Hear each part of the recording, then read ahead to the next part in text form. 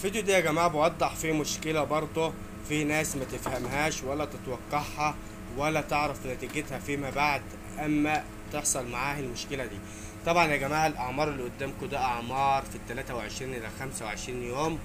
طبعا ما بنصحش انك تاخد الام بتاعت الاطفال ديت وتروح تديها لاطفال في عمر مثلا 10 ايام او 15 يوم، يبقى انت كده بتشتغل في الغلط.